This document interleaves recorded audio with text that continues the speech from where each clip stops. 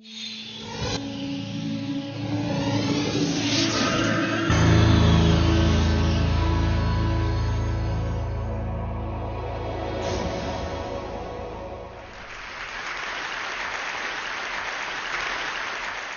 may have heard about the Quran's idea of paradise being 72 virgins, and I promise I will come back to those virgins.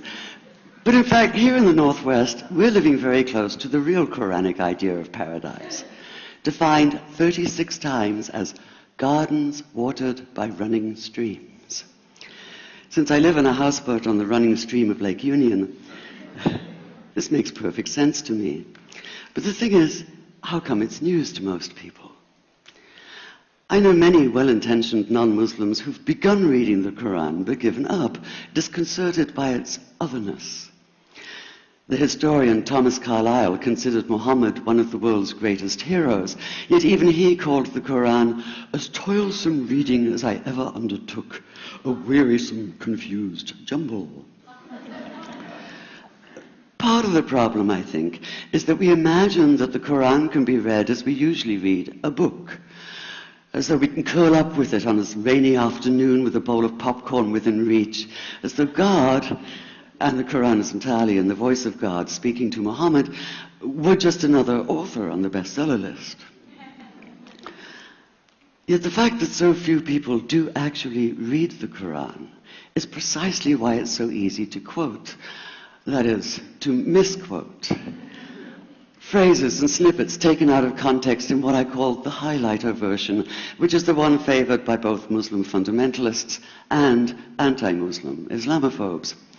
So this past spring, as I was gearing up to begin writing a biography of Muhammad, I realized I needed to read the Quran properly as I could, that is. My Arabic's reduced by now to wielding a dictionary, so I took 4 well-known translations and decided to read them side by side, verse by verse, along with a transliteration and the original 7th century Arabic. Now, I did have an advantage. My last book was about the story behind the Shia-Sunni split, and for that I'd worked closely with the earliest Islamic histories, so I knew the events to which the Quran constantly refers, its frame of reference. I knew enough, that is, to know that I'd be a tourist in the Quran, an informed one, an experienced one even, but still an outsider, an agnostic Jew reading someone else's holy book. So I read slowly. I'd set aside 3 weeks for this project, and that, I think, is what is meant by hubris, because it turned out to be 3 months.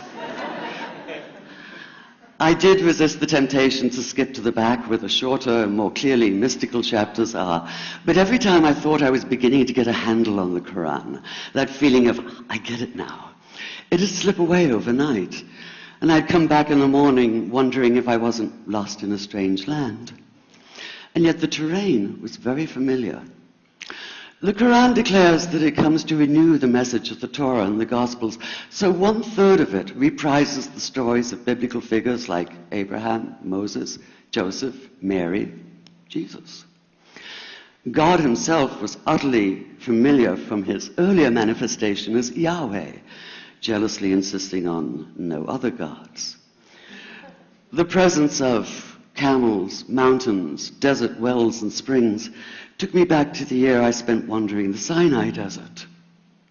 And then there was the language, the rhythmic cadence of it, reminding me of evenings spent listening to Bedouin elders recite hours-long narrative poems entirely from memory. And I began to grasp why it's said that the Quran is really the Quran, only in Arabic. Take the Fatiha, the 7-verse opening chapter that is the Lord's Prayer and the Shema Israel of Islam combined. It's just 29 words in Arabic, but anywhere from 65 to 72 in translation. And yet the more you add, the more seems to go missing. The Arabic has an incantatory, almost hypnotic quality that begs to be heard rather than read, felt more than analyzed. It wants to be chanted out loud, to sound its music in the ear and on the tongue. So the Quran in English is a kind of shadow of itself, or as Arthur Arbery called his version, an interpretation. But all is not lost in translation.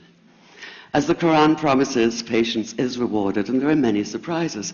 A degree of environmental awareness, for instance, and of humans as mere stewards of God's creation, unmatched in the Bible. And where the Bible is addressed exclusively to men, using the second and third person masculine, the Quran includes women, talking, for instance, of believing men and believing women, honorable men and honorable women. Or take the infamous verse about killing the unbelievers. Yes, it does say that, but in a very specific context. The anticipated conquest of the sanctuary city of Mecca, where fighting was usually forbidden. And the permission comes hedged about with qualifiers. Not you must kill unbelievers in Mecca, but you are allowed to, but only after a grace period is over. And only if there's no other pact in place. And only if they try to stop you getting to the Kaaba. And only if they attack you first. And even then, God is merciful, forgiveness is supreme, and so, essentially, better if you don't. This was perhaps the biggest surprise. How flexible the Quran is, at least in minds that are not fundamentally inflexible. Some of these verses are definite in meaning, it says, and others are ambiguous. The perverse at heart will seek out the ambiguities, trying to create discord by pinning down meanings of their own. Only God knows the true meaning. The phrase, God is subtle, appears again and again. And indeed, the whole of the Quran is far more subtle than most of us have been led to believe, as in, for instance, that little matter of virgins and paradise. Old-fashioned Orientalism comes into play here. The word used 4 times is huris, rendered as dark-eyed maidens with swelling breasts, or as fair, high-bosomed virgins. Yet all there is in the original Arabic is that one word, huris. Not a swelling breast or high bosom in sight. Now, this may be a way of saying pure beings, like in angels, or it may be like the Greek kos or kore, an eternal youth. But the truth is, nobody really knows, and that's the point. Because the Quran is quite clear when it says that you will be a new creation in paradise, and that you will be recreated in a form unknown to you, which seems to me a far more appealing prospect than a virgin.